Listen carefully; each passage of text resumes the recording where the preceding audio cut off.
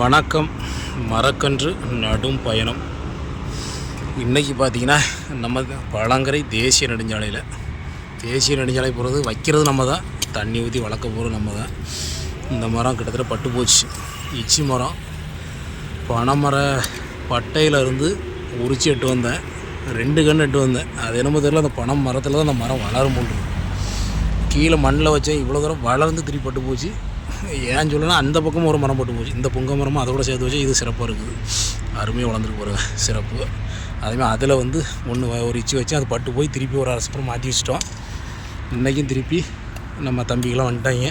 ஒரு பெரிய அரசமரம் நம்ம வீட்டில் சின்ன நாத்தா போட்டு வச்சது இந்த இவ்வளோ பெருசாக வந்துருக்குதா, இதை அப்படியே வச்சு விட்டுறலாம். அதேமாதிரி அந்த பக்கம் இந்த ஆலமரம் நம்ம வச்சது கிட்டத்தட்ட 2019 காலகட்டத்தில் வச்சது. சிறப்பாக இருக்கா, சிறப்பாக வச்சு வலையை அடித்து கட்டி